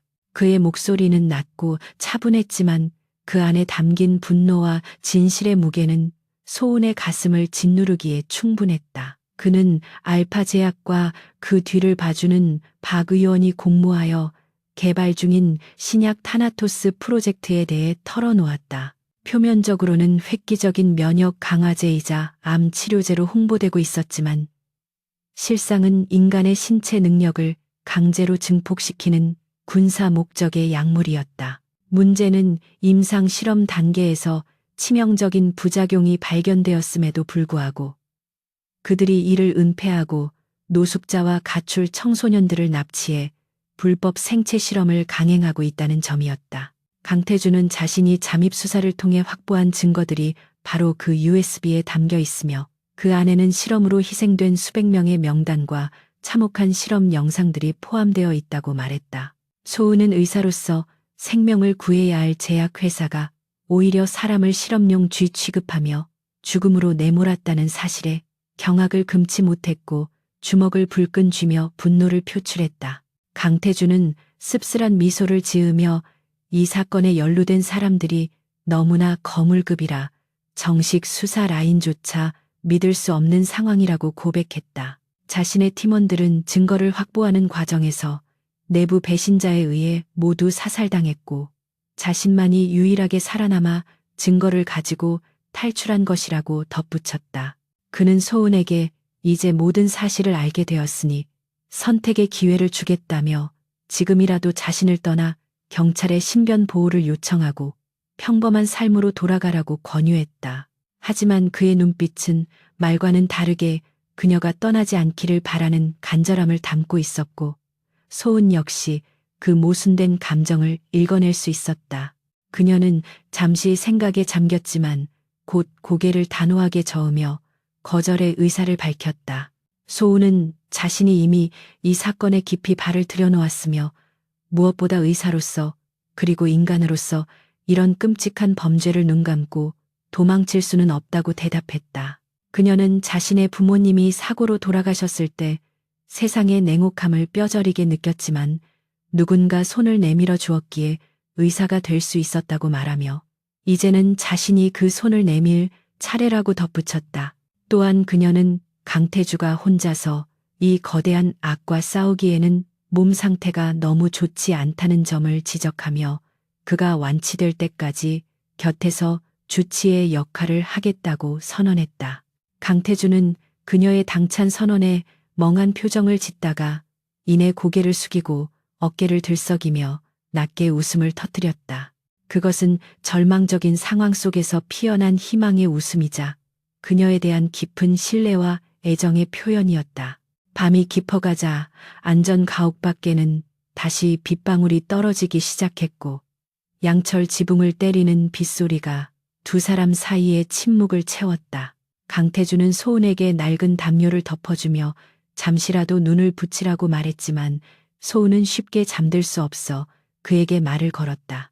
그녀는 그가 평소에는 어떤 사람인지 좋아하는 음식은 무엇인지 같은 사소한 질문들을 던지며 무거운 분위기를 전환하려 애썼다. 강태주는 처음에는 어색해하며 단답형으로 대답했지만 점차 마음을 열고 자신의 어린 시절 이야기와 군대에 가게 된 계기 등을 털어놓았다. 두 사람은 생사가 오가는 전장 한복판에서 아이러니하게도 가장 평화롭고 인간적인 대화를 나누며 서로에 대해 조금씩 알아가고 있었다. 대화 도중 강태주는 문득 소은의 손을 바라보며 외과 의사의 손치고는 너무 작고 예쁘다고 무심결에 중얼거렸다. 소은은 얼굴을 붉히며 자신의 손을 감추려 했지만 강태주는 그녀의 손을 부드럽게 잡아 자신의 거친 손바닥 위에 올려놓았다. 그는 이 작은 손이 자신을 살렸고 지금도 자신을 지탱해주고 있다며 진심 어린 감사의 말을 전했고 그 순간 두 사람 사이에는 묘한 기류가 흘렀다. 그것은 단순한 동지애를 넘어서는 남녀 간의 설렘이었고 극한 상황이 만들어낸 착각이 아닌 진정한 마음의 울림이었다. 소은은 심장이 두근거리는 것을 느끼며 그의 손을 맞잡았고 두 사람은 말없이 서로의 눈을 응시하며 다가올 미래를 약속하는 듯한 눈빛을 교환했다. 하지만 로맨틱한 분위기도 잠시. 강태주는 갑자기 무언가 생각난 듯 표정이 굳어지며 품속에 USB를 꺼내 들었다. 그는 이 USB가 암호화되어 있어 특정한 보안키가 없으면 내용을 확인할 수 없다는 사실을 설명하며 난감한 표정을 지었다. 원래 계획대로라면 본부에 도착해서 보안팀의 도움을 받아야 했지만 지금은 본부조차 믿을 수 없는 상황이라 다른 방법을 찾아야만 했다. 그는 곰곰이 생각에 잠기다가 탈출 직전 동료가 남긴 마지막 메시지를 떠올렸는데 그것은 보안키가 병원의 서버실에 숨겨져 있다는 내용이었다. 운명의 장난처럼 그들이 다시 돌아가야 할 곳은 바로 소은이 근무하는 한국대학교 병원이었고 그곳은 현재 박 의원과 알파제약의 감시하에 놓인 가장 위험한 장소이기도 했다. 소은은 병원 구조라면 자신이 누구보다 잘 알고 있다며 자신감을 내비쳤지만 강태주는 그녀를 위험한 현장에 다시 데려가는 것을 망설였다. 하지만 소은은 보안키를 찾으려면 병원 시스템에 접근 권한이 있는 의사 아이디 카드가 필요하고 서버실의 위치와 우회로를 아는 것도 자신뿐이라며 그를 설득했다. 강태주는 결국 그녀의 고집을 꺾지 못하고 고개를 끄덕이며 동의했고 두 사람은 병원 잠입을 위한 구체적인 계획을 세우기 시작했다. 소은은 병원의 교대 근무 시간과 경비원들의 순찰 동선을 상세히 설명했고 강태주는 이를 바탕으로 침투 경로와 탈출로를 설계했다. 그들은 병원 청소업체 직원이나 식자재 납품업자로 위장하여 잠입하기로 결정하고 안전가옥 구석에 있는 작업복들을 챙겨 사이즈를 맞추어 보았다. 강태주는 소은에게 방탄조끼를 입히며 만약에 사태가 발생하면 무조건 자신을 버리고 도망치라고 신신당부했지만 소은은 들은 척도 하지 않고 권총에 탄창을 채우는 법을 가르쳐 달라고 졸랐다. 그녀는 이제 더 이상 보호받기만 하는 존재가 아니라 스스로를 지키고 파트너를 도울 수 있는 강인한 전사가 되기를 원했다. 강태주는 한숨을 쉬면서도 그녀에게 총기 사용법과 기본적인 호신술을 가르쳐 주었고 소은은 놀라운 습득력으로 그의 가르침을 흡수해 나갔다. 새벽 4시가 되자 그들은 잠시 눈을 붙이기로 하고 각자 소파와 간이 침대에 자리를 잡았지만 쉽게 잠이 오지 않았다. 소은은 천장을 바라보며 내일이면 모든 것이 끝날 수도 있고 아니면 영원히 끝나지 않을 수도 있다는 불안감에 몸을 뒤척였다. 강태주는 그런 그녀의 마음을 읽은 듯 나지막한 목소리로 반드시 지켜주겠다고 약속하며 안심시켰다. 그의 목소리에는 확신이 담겨 있었고 그 한마디가 소은에게는 그 어떤 수면제보다 강력한 진정제가 되어 주었다. 그녀는 무거워진 눈꺼풀을 닫으며 꿈속에서나마 그와 평범한 연인처럼 데이트하는 행복한 상상을 했다. 다음날 아침 두 사람은 결연한 표정으로 안전 가옥을 나섰고 하늘은 여전히 흐렸지만 비는 그쳐 있었다. 그들은 훔친 번호판을 단 낡은 트럭을 타고 도심을 향해 질주했고 차창 밖으로 스쳐 지나가는 풍경은 전날과는 또 다른 느낌으로 다가왔다. 어제는 쫓기는 사냥감이었지만 오늘은 사냥꾼이 되어 적들의 심장부로 들어가는 길이었기에 그들의 눈빛은 매섭게 빛나고 있었다. 병원이 가까워질수록 도로 곳곳에 검문소가 설치된 것이 보였고 경찰뿐만 아니라 사복을 입은 수상한 남자들이 차량을 검문하고 있었다. 강태주는 핸들을 꽉 쥐며 샛길로 방향을 틀었고 익숙한 솜씨로 검문소를 우회하여 병원 뒷골목으로 접근했다. 병원 건물은 거대하고 위압적인 모습으로 그들 앞에 우뚝 솟아 있었고 수많은 창문이 마치 감시자의 눈처럼 그들을 내려다보고 있는 듯했다. 강태주는 트럭을 식자재 하역장 구석에 주차하고 소은과 함께 작업복으로 갈아입은 뒤 마스크와 모자로 얼굴을 가렸다. 소은은 자신의 아이디 카드를 목에 걸며 심호흡을 했고 강태주는 그녀의 손을 한 번 꽉 잡아주며 용기를 북돋워 주었다. 이제 그들은 호랑이 굴로 들어가는 셈이었고 그곳에는 그들의 목숨을 노리는 수많은 함정과 적들이 기다리고 있었다. 하지만 두 사람의 맞잡은 손은 그 어느 때보다 단단했고 서로에 대한 믿음은 강철보다 견고했다. 하역장 입구에는 건장한 체격의 경비원 2명이 서서 출입자들을 감시하고 있었고 그들의 허리춤에는 3단봉과 테이저건이 매달려 있었다. 강태주는 소은에게 눈짓으로 신호를 보내고 자연스럽게 식자재 박스를 들고 입구로 향했다. 경비원이 그들을 제지하며 신분증을 요구하자 소은이 나서서 능숙하게 대응하며 주의를 끌었고 그 틈을 타 강태주가 경비원의 사각지대로 파고들어 순식간에 제압했다. 소리 없이 쓰러진 경비원들을 참고 안으로 끌고 들어간 그들은 재빨리 엘리베이터에 탑승하여 서버실이 있는 지하 2층 버튼을 눌렀다. 엘리베이터 문이 닫히는 순간 소은은 거울 속에 비친 자신들의 모습을 보며 이제는 돌이킬 수 없는 강을 건넜음을 실감했다. 지하 2층으로 향하는 엘리베이터 안의 공기는 마치 납덩이처럼 무겁게 가라앉아 두 사람의 어깨를 짓눌렀고 층수가 내려갈 때마다 느껴지는 중력의 변화는 그들이 지옥의 입구로 더 깊이 들어가고 있음을 실감하게 했다. 한소은은 떨리는 손을 진정시키기 위해 주먹을 꽉 쥐었지만 옆에 서 있는 강태주의 거친 호흡 소리가 들려올 때마다 불안감은 더욱 증폭되었다. 강태주는 식은땀을 흘리면서도 소은의 앞을 가로막고 서서 문이 열리는 순간 닥쳐올지 모를 위험에 대비해 총구를 겨누고 있었다.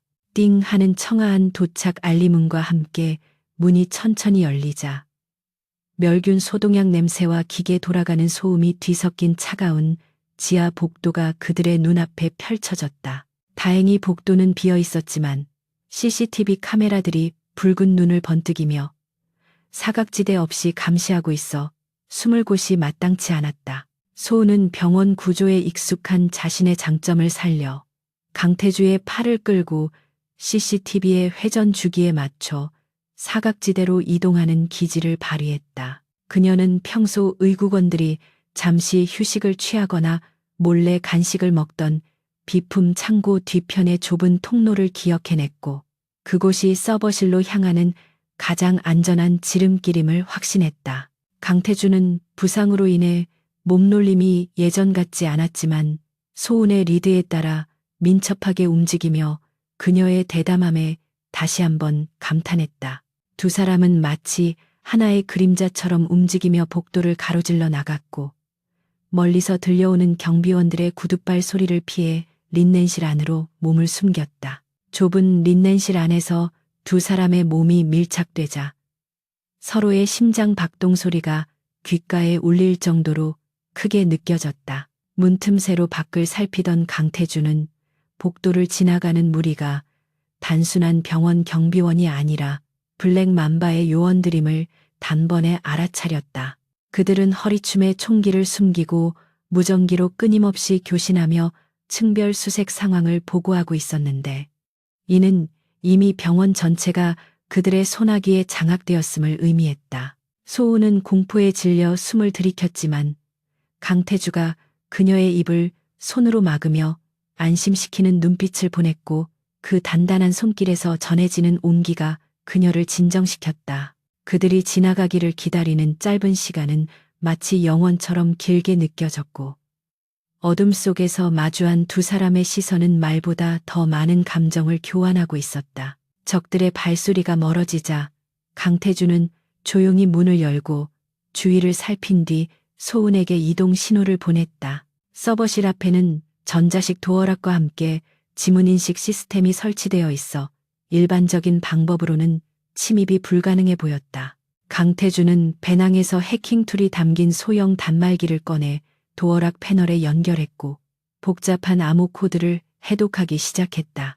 소은은 복도 양쪽을 경계하며 망을 보았는데 하얀 가운을 입은 의사들이나 간호사들이 언제 튀어나올지 모른다는 생각에 초조함이 극에 달했다. 몇 분의 긴박한 시간이 흐른 뒤 삐리릭하는 경쾌한 소리와 함께 잠금 장치가 해제되었고 두 사람은 재빨리 서버실 안으로 몸을 피했다. 내부는 수백 개의 서버렉들이 웅웅거리는 소리를 내며 돌아가고 있었고 서늘한 냉기가 땀에 젖은 두 사람의 몸을 감쌌다. 강태주는 중앙 제어 콘솔로 다가가 품속에 있던 USB를 포트에 꽂고 키보드를 빠르게 두드리며 숨겨진 보안 키를 찾기 시작했다. 모니터 화면에는 알 수 없는 코드들이 폭포수처럼 쏟아져 내렸고 진행률을 나타내는 막대 그래프가 거북이처럼 느리게 움직였다. 소은은 초조한 마음에 문 쪽을 서성이다가 강태주의 곁으로 다가와 그의 창백한 옆얼굴을 걱정스럽게 바라보았다. 그의 이마에는 식은 땀이 송골송골 맺혀 있었고 상처 부위에서 다시 피가 배어나와 붕대를 붉게 물들이고 있었지만 그는 고통을 내색하지 않고 작업에만 몰두했다. 소은은 손수건을 꺼내 조심스럽게 그의 땀을 닦아주었고 강태주는 잠시 손을 멈추고 그녀를 올려다보며 희미하게 미소 지었다. 거의 다 됐어. 이것만 찾으면 놈들의 목줄을 댈 수 있어. 강태주의 목소리에는 확신이 차 있었지만 그 이면에는 소은을 안심시키려는 배려가 깔려 있었다. 그는 작업을 계속하면서도 틈틈이 소은의 상태를 살폈는데 그녀가 두려움 속에서도 도망치지 않고 자신의 곁을 지키고 있다는 사실이 그에게는 큰 힘이 되었다. 소은은 모니터 화면을 보며 이 작은 데이터 조각이 수많은 사람의 목숨을 구하고 이 지옥 같은 상황을 끝낼 수 있다는 희망을 품었다. 90%를 넘어선 진행률 바가 100%를 향해 가고 있을 때 갑자기 서버실 밖에서 웅성거리는 소리와 함께 다급한 발자국 소리가 들려왔다. 놈들이 서버실의 접속 로그를 감지하고 이곳으로 몰려오고 있는 것이 분명했다. 강태주는 욕설을 내뱉으며 마지막 엔터키를 눌렀고 데이터 복사가 완료되었다는 메시지가 뜨자마자 USB를 뽑아 소은의 손에 쥐어주었다. 그는 소은의 어깨를 잡고 진지한 눈빛으로 바라보며 만약에 상황이 오면 자신은 신경 쓰지 말고 무조건 도망쳐서 이 증거를 세상에 알리라고 당부했다. 하지만 소은은 고개를 세차게 저으며 당신을 두고는 절대 혼자 가지 않겠다고 눈물 고인 눈으로 반박했다. 그녀의 고집스러운 태도에 강태주는 어쩔 수 없다는 듯 한숨을 쉬었지만 내심 그녀의 그런 모습이 사랑스럽게 느껴졌다. 그는 불쑥 손을 뻗어 소은의 뒷목을 감싸고 그녀의 이마에 자신의 이마를 맞대며 뜨거운 숨결을 나누었다. 살아서 나가자. 나가서 평범한 사람들처럼 밥도 먹고 영화도 보고 그렇게 살자. 강태주의 고백은 투박했지만 그 어떤 로맨스 소설의 대사보다 진심 어리고 절절하게 소은의 가슴을 울렸다. 극한의 상황에서 피어난 사랑은 더 강렬하고 애틋했으며 두 사람은 이 짧은 순간을 영원히 기억하겠다는 듯 서로를 깊이 응시했다. 소은은 그의 손을 꽉 잡으며 반드시 그 약속을 지키라고 말했고 강태주는 고개를 끄덕이며 그녀의 입술에 짧지만 강렬한 입맞춤을 남겼다.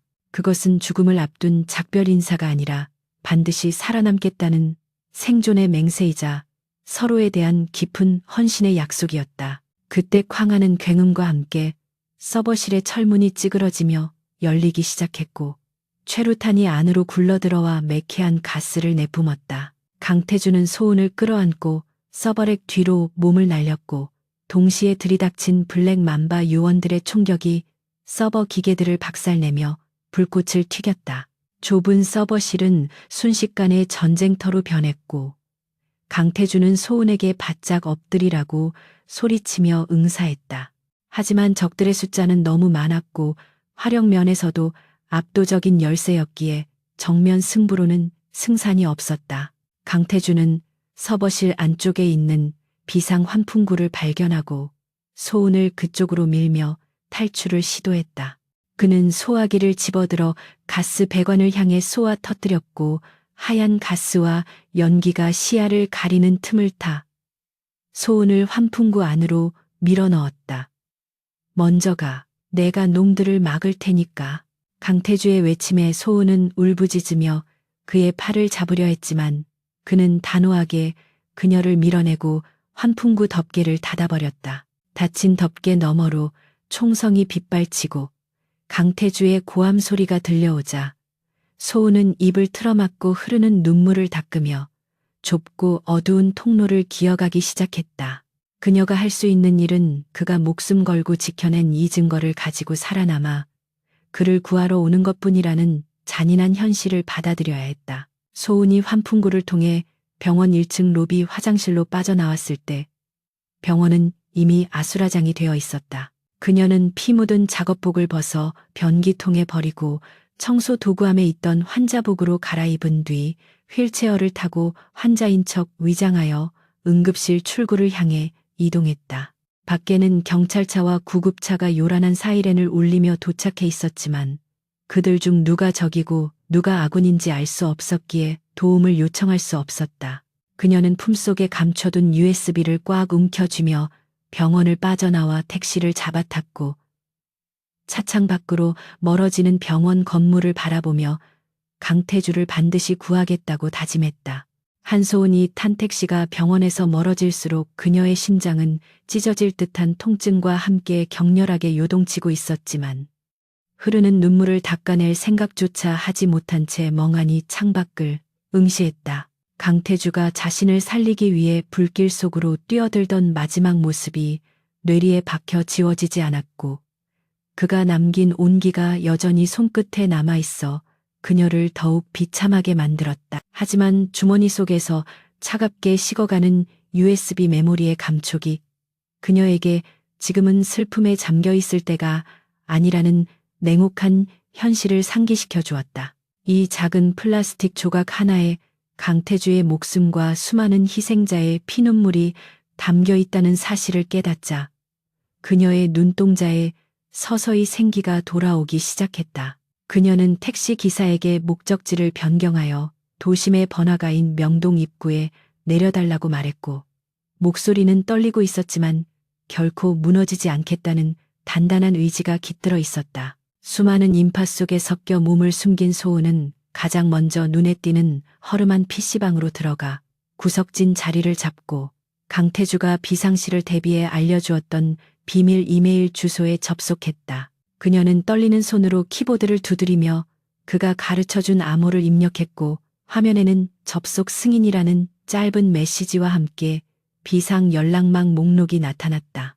강태주는 만약 자신이 잡히거나 연락이 두절될 경우 가장 신뢰할 수 있는 부하인 최민재 상사에게 연락하라고 신신당부했었다. 소은은 공중전화 부스로 달려가 기억해둔 번호로 전화를 걸었고 신호음이 몇 번 울리기도 전에 굵고 낮은 남자의 목소리가 수화기 너머로 들려왔다. 그녀는 암호명인 블랙스완을 속삭였고 상대방은 잠시 침묵하더니 30분 뒤 한강공원 주차장의 특정 구역에서 만나자는 짧은 지시를 내리고 전화를 끊었다. 한편 알파 제약이 소유한 비밀 별장의 지하 감옥에서는 피비린내가 진동하는 가운데 강태주가 쇠사슬에 묶인 채 거친 숨을 몰아쉬고 있었다. 그의 얼굴은 형체를 알아보기 힘들 정도로 퉁퉁 부어오르고 피투성이가 되어 있었지만 눈빛만은 여전히 맹수처럼 살아있어 그를 고문하던 박 실장조차 섬뜩함을 느낄 정도였다. 박 실장은 달궈진 인두를 들이대며 USB의 행방과 함께 도망친 여자의 신원을 대라고 협박했지만 강태주는 피 섞인 침을 뱉으며 비릿한 조소를 날릴 뿐이었다. 그는 자신이 여기서 시간을 끌수록 소은이 안전한 곳으로 도피할 확률이 높아진다는 것을 알기에 육체적인 고통을 정신력으로 승화시키며 놈들의 인내심을 시험하고 있었다. 박 의원이 직접 내려와 그를 회유하려 했지만 강태주는 오히려 그들의 추악한 욕망을 조롱하며 놈들의 심리적 약점을 파고들어 분노를 유발했다. 강태주는 고통 속에서도 끊임없이 탈출 가능성을 계산하고 있었는데 비록 손발이 묶여 있지만 놈들이 자신을 죽이지 못한다는 사실을 역이용할 계획이었다. 그들은 USB에 담긴 데이터의 원본이 어디에 있는지 그리고 암호를 해독할 키가 무엇인지 알아내기 전까지는 그를 살려둘 수밖에 없었다. 그는 의도적으로 기절한 척하며 감시자들의 교대 시간과 순찰 패턴을 파악했고 고문 도구들의 위치와 묶인 사슬의 결함 등을 면밀히 관찰했다. 비록 몸은 만신창이가 되었지만 그의 두뇌는 그 어느 때보다 빠르게 회전하며 반격의 기회를 엿보고 있었고 소은이 반드시 해낼 것이라는 믿음이 그를 지탱하는 유일한 버팀목이었다. 한강 공원의 어두운 주차장 구석에 검은색 승합차 한 대가 비상등을 켠 채 정차해 있었고 소은은 주위를 경계하며 조심스럽게 차에 접근했다. 슬라이딩 도어가 열리자마자 건장한 사내들이 그녀를 낚아채어 차 안으로 끌어들였고 차가운 총구가 그녀의 이마에 겨누어졌다. 날카로운 눈매를 가진 최민재 상사는 소은의 소지품을 뒤지며 그녀가 진짜 강태주의 협력자인지 아니면 적들이 보낸 함정인지 확인하려 들었다. 소은은 공포에 질려 숨이 턱 막혔지만 품속에서 USB를 꺼내 보이며 자신이 강태주 대위의 약혼녀이자 이 작전의 유일한 생존자라고 당당하게 외쳤다. 약혼녀라는 말은 강태주를 구하기 위해 그녀가 즉흥적으로 지어낸 거짓말이었지만 그 순간만큼은 진심이 담겨 있어 최 상사의 눈빛을 흔들리게 만들었다. 최 상사는 USB를 노트북에 연결하여 내용을 확인한 뒤에야 총을 거두고 소은에게 정중하게 사과하며 강태주의 안부를 물었다. 소은은 병원에서의 상황을 간략하게 설명하며 그가 자신을 살리기 위해 스스로 미끼가 되었음을 알리고 눈물을 흘리며 제발 그를 구해달라고 애원했다. 최 상사와 팀원들은 대장의 희생에 분노하며 주먹을 불끈 쥐었고 즉시 가용할 수 있는 모든 병력과 장비를 동원하여 구출 작전을 수립하기 시작했다. 하지만 그들은 강태주가 갇혀있는 정확한 위치를 알 수 없어 난관에 봉착했고 무턱대고 적진에 뛰어들 수도 없는 노릇이었다. 이때 소은이 눈물을 닦고 결연한 표정으로 나서며 USB에 담긴 데이터 중 특정 의료 기록들을 분석하면 그들의 위치를 찾을 수 있다고 제안했다.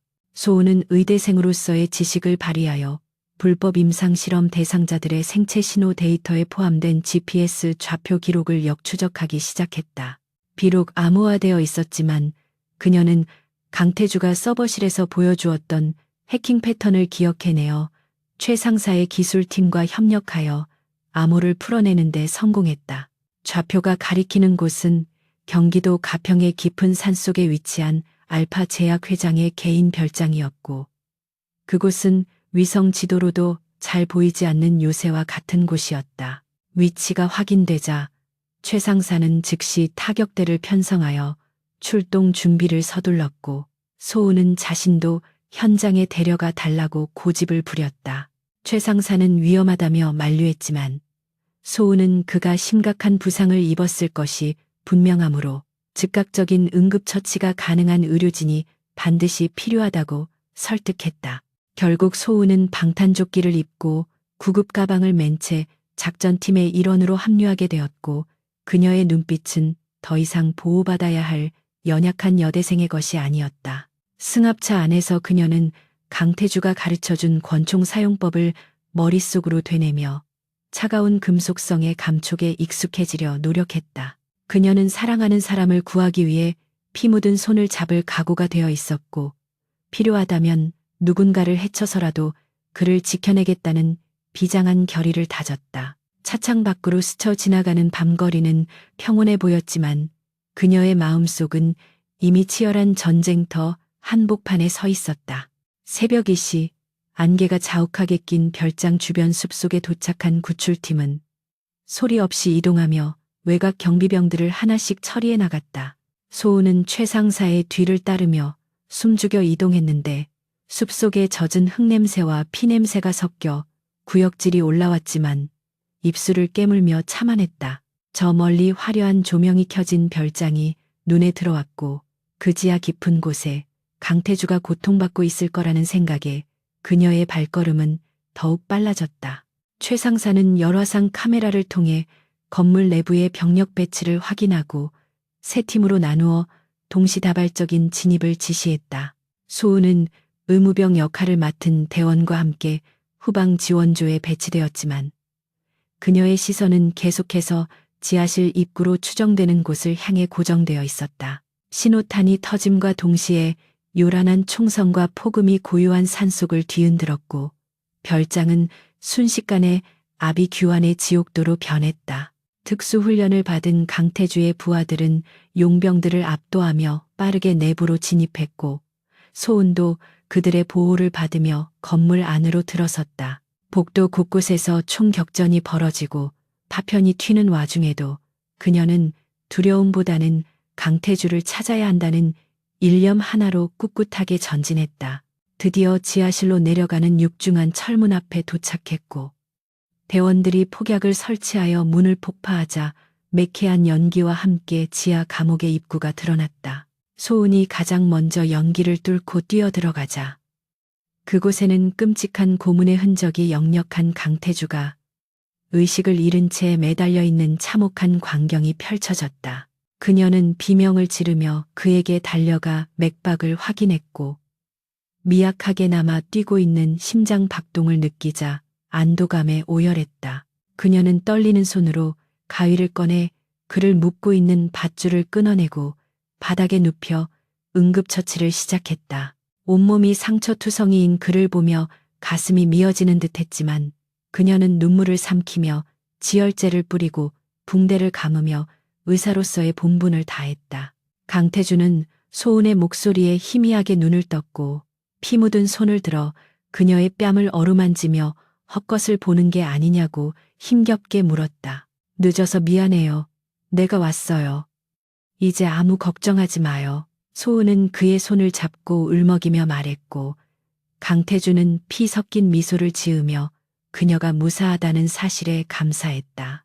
하지만 감동적인 재회의 순간도 잠시 밖에서 박 실장이 이끄는 정예의 용병들이 지하실 입구를 포위하고 맹렬한 반격을 가해오기 시작했다. 최 상사는 무전기를 통해 퇴로가 차단되었다고 다급하게 알렸고 지하실은 순식간에 도간에 든 쥐꼴이 되고 말았다. 소은은 절망적인 상황에서도 포기하지 않고 주변을 살피다가 벽면에 설치된 가스 배관과 환풍기 시설을 발견하고 기발한 작전을 생각해냈다. 그녀는 최 상사에게 지하실에 보관된 화학약품들을 이용하여 간이 폭발물과 독가스를 만들 수 있다고 제안했다. 알파 제약의 별장인 만큼 지하실 한쪽에는 실험용 화학물질들이 쌓여 있었고 소은은 그 성분들을 조합하여 강력한 화학무기를 제조하기 시작했다. 강태주는 소은의 놀라운 임기응변에 감탄하며 부축을 받아 일어나 그녀를 돕기 위해 총을 집어들었다. 비록 몸은 만신창이었지만 사랑하는 여자가 싸우고 있는데 가만히 누워있을 수는 없다는 전사의 본능이 그를 다시 일으켜 세운 것이었다. 소은이 만든 화학탄이 완성되자 강태주는 그것을 입구 쪽으로 던졌고 쾅 하는 소리와 함께 흰색 연기와 유독 가스가 퍼지며 용병들의 비명소리가 들려왔다. 혼란에 빠진 틈을 타 강태주와 소은 그리고 구조팀은 방독면을 쓰고 지하실을 빠져나와 1층 로비로 향했다. 로비에서는 박 의원이 사병들에게 사격을 지시하며 발악하고 있었지만 독가스에 중독되어 눈물 콧물을 흘리며 전투력을 상실해가고 있었다. 강태주는 비틀거리면서도 정확한 사격으로 적들을 하나둘씩 쓰러뜨렸고 소은 역시 그동안 익힌 사격술로 어모 사격을 하며 그의 등을 지켰다. 두 사람은 환상적인 호흡을 자랑하며 적진을 돌파했고 마침내 별장 밖으로 나와 미리 대기하고 있던 헬기를 향해 달렸다. 헬기에 오르기 직전 끈질기게 살아남은 박 실장이 피투성이가 된 채 나타나 소은을 향해 총을 겨누었다. 강태주는 본능적으로 몸을 날려 소은을 감싸 안았고 동시에 최 상사의 저격총이 불을 뿜으며 박 실장의 머리를 관통했다. 박 실장은 힘없이 쓰러졌고 강태주는 소은의 어깨를 감싸쥐며 괜찮냐고 물었다. 소은은 고개를 끄덕이며 그의 품에 얼굴을 묻었고 두 사람은 서로의 체온을 느끼며 기나긴 악몽에서 벗어났음을 실감했다.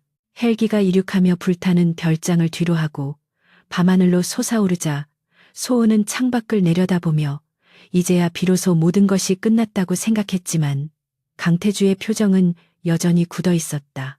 강태주는 이것이 끝이 아니라 새로운 시작임을 알고 있었다. 박 의원과 알파 제약의 꼬리를 잡았지만 그들의 몸통은 여전히 건재했고 권력의 핵심부에 뿌리 박힌 부패의 사슬은 쉽게 끊어지지 않을 것이었다. 하지만 이제 그는 혼자가 아니었다. 자신의 옆에는 누구보다 강하고 현명한 파트너인 소은이 있었고 그녀와 함께라면 어떤 거대한 적과도 싸워 이길 수 있다는 확신이 들었다. 그는 소은의 손을 꽉 잡으며 나지막하게 속삭였다. 이제 집으로 가자. 소은은 그의 말에 환하게 웃으며 고개를 끄덕였고 두 사람의 맞잡은 손 위로 여명이 밝아오고 있었다. 서울로 돌아온 강태주는 즉시 병원으로 이송되어 대수술을 받았고 소은은 그의 곁을 한시도 떠나지 않고 지극정성으로 간호했다. USB에 담긴 증거 자료는 언론과 검찰에 공개되어 대한민국을 발칵 뒤집어 놓았고 박 의원과 알파 제약 회장은 구속 수사를 받게 되었다. 세상은 그들의 영웅적인 행동에 찬사를 보냈지만 두 사람은 언론의 관심을 피해 조용한 병실에서 둘만의 시간을 보냈다. 수술 후 마취에서 깨어난 강태주는 소은을 바라보며 쑥스러운 듯 반지를 꺼내 들었고 정식으로 프러포즈를 하려 했다. 하지만 소은은 그의 말을 가로막으며 먼저 키스를 했고 반지를 자신의 손가락에 끼우며 장난스럽게 웃었다. 대위님은 이제 내 환자이자 남편이에요. 평생 내 말 잘 들어야 해요. 강태주가 병원 VIP 병실에서 눈을 뜬 지 일주일이 지났고 그의 곁에는 항상 한소은이 그림자처럼 머물며 헌신적으로 간호하고 있었지만 창밖으로 보이는 서울의 하늘은 여전히 먹구름이 가득하여 불길한 전조를 암시하고 있었다. 언론은 연일 알파 제약과 박 의원의 비리 스캔들로 떠들썩했지만 돈과 권력을 가진 자들은 법망을 미꾸라지처럼 빠져나가기 위해 호화 변호인단을 구성하여 증거 조작서를 퍼뜨리고 있었다. 특히 박 의원은 구치소 수감 도중 지병을 핑계로 외부 병원 이송을 요청했고 법원이 이를 허가하면서 그가 입원한 병원은 강태주와 소은이 있는 한국대학교 병원과는 차로 불과 20분 거리에 있는 곳이 되었다. 강태주는 직감적으로 이것이 단순한 병보석이 아니라 탈출이나 보복을 위한 사전 포석임을 감지하고 최민재 상사에게 경계를 강화할 것을 지시했지만 불안감은 쉽사리 가라앉지 않았다. 소은은 겉으로는 태연한 척하며 강태주에게 사과를 깎아주었지만 그녀 역시 뉴스 속보를 볼 때마다 손끝이 미세하게 떨리는 것을 감출 수 없었다. 그날 밤 폭풍 우 경보가 발령되어 도시는 거대한 물바다로 변했고 병원 로비는 비를 피하려는 사람들과 환자, 보호자들로 북새통을 이루고 있어 경비가 평소보다 허술해질 수밖에 없는 상황이었다. 자정이 조금 넘은 시각 병원의 전력이 순간적으로 차단되며 비상 발전기가 돌아가는 우문거리는 소리가 복도를 채웠고 CCTV 화면들이 일제히 검은색으로 변하며 먹통이 되었다. 강태주는 침대에서 벌떡 일어나 링거 바늘을 거칠게 뽑아 던지며 소은에게 즉시 문을 잠그고 몸을 숨기라고 소리쳤다. 그의 예감은 적중했고 박 의원이 고용한 최정예 살수들이 병원의 혼란을 틈타 강태주와 한소은을 제거하고 입을 영원히 막기 위해 잠입한 것이었다. 복도에서는 소음기 장착된 총성과 함께 비명소리가 들려왔고 평화롭던 치유의 공간은 순식간에 사륙의 전장으로 돌변하고 말았다. 소은은 공포에 질려 다리가 후들거렸지만 의사로서의 냉철함을 잃지 않고 병실 문을 휠체어와 가구들로 막아 바리케이드를 쳤다. 강태주는 아직 수술 부위가 완전히 아물지 않아 거동이 불편했지만 벽에 기대어 서서 숨겨두었던 예비 탄창을 점검하며 마지막 전투를 준비했다. 광하는 굉음과 함께 병실 문이 부서지며 검은 옷을 입은 암살자가 들이닥쳤고 강태주는 망설임 없이 방아쇠를 당겨 그를 쓰러뜨렸다. 하지만 뒤이어 수류탄이 굴러들어왔고 강태주는 본능적으로 소은을 욕실로 밀어넣고 자신은 매트리스를 덮었으며 폭발의 충격을 막아냈다. 귀를 찢는 듯한 폭발음과 함께 병실은 화염에 휩싸였고 스프링클러가 터지며 쏟아지는 물줄기가 화염과 뒤섞여 아수라장을 만들었다.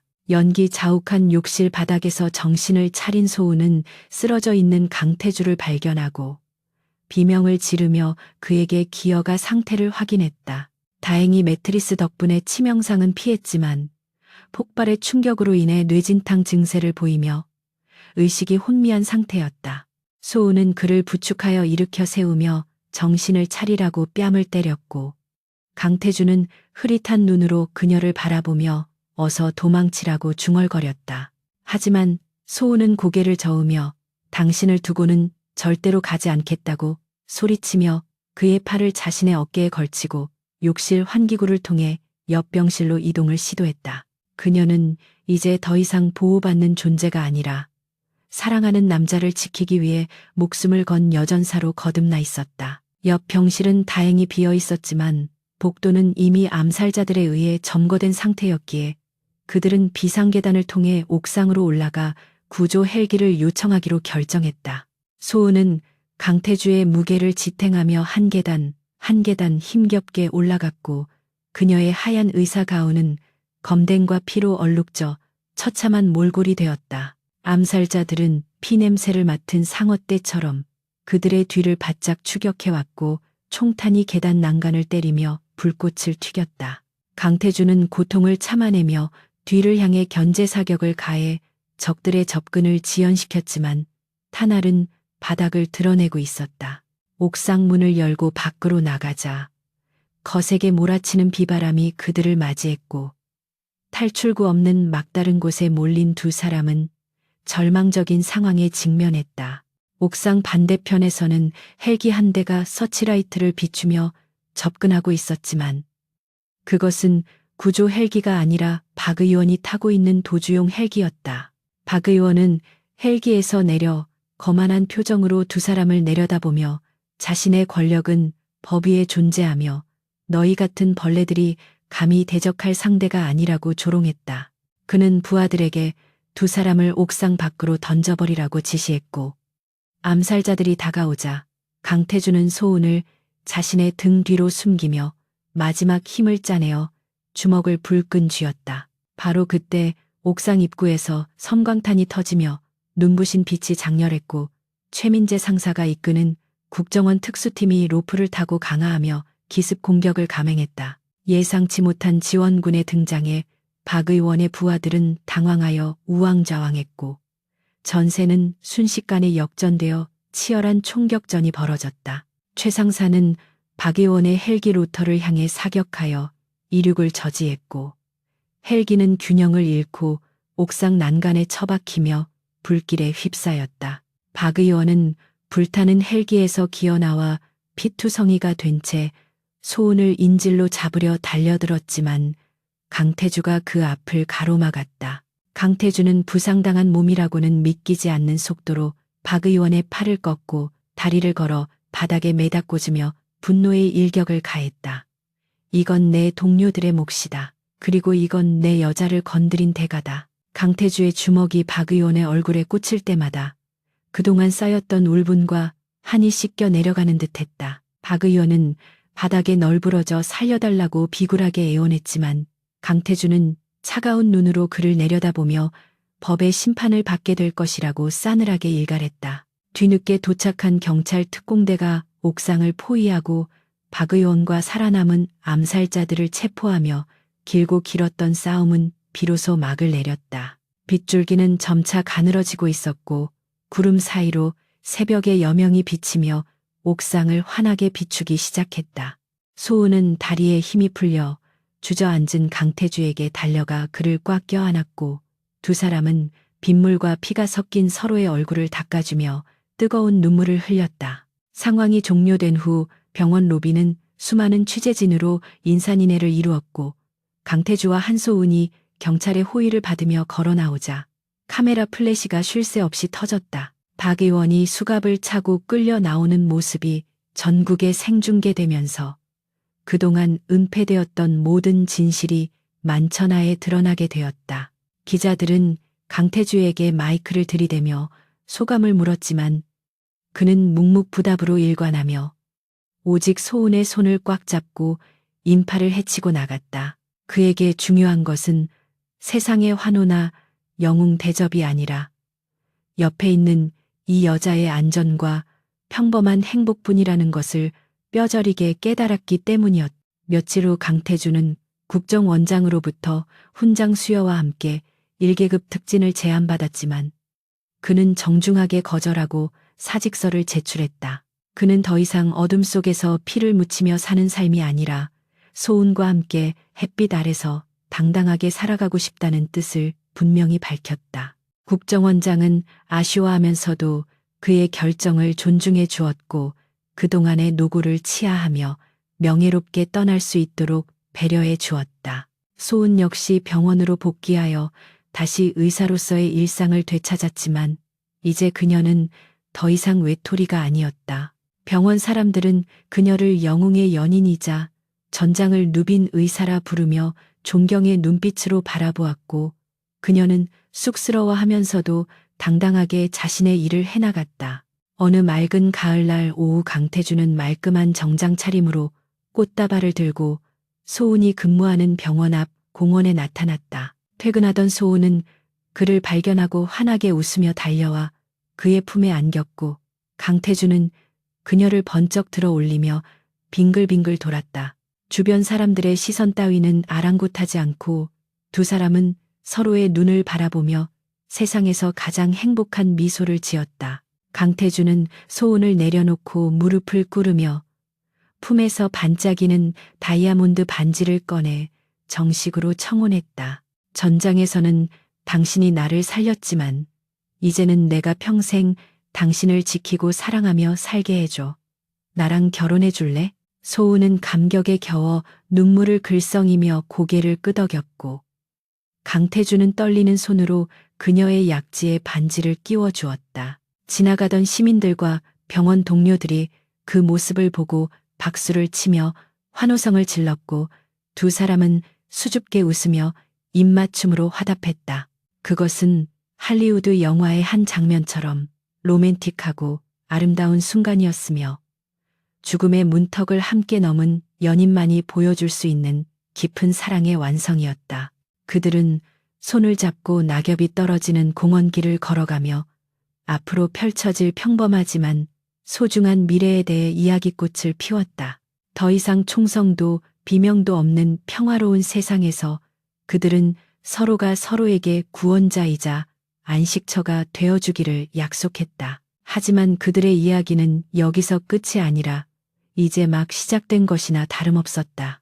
강태주는 국정원 퇴직 후 보안 컨설팅 회사를 설립하여 새로운 도전을 시작했고 소은은 외과 전문의 자격을 취득하여 더욱 훌륭한 의사로 성장해 나갔다. 그들은 주말이면 함께 봉사활동을 다니거나 여행을 즐기며 그동안 누리지 못했던 소소한 행복들을 채워나갔다. 가끔 악몽을 꾸며 괴로워할 때도 있었지만 그때마다 서로의 곁을 지키며 따뜻하게 안아주는 존재가 있어 그들은 다시 웃을 수 있었다. 그날 밤 골목길에서의 운명적인 만남이 가져다준 기적은 그들의 인생을 송두리째 바꿔놓았고 그 사랑은 시간이 지날수록 더욱 단단하고 깊어져만 갔다.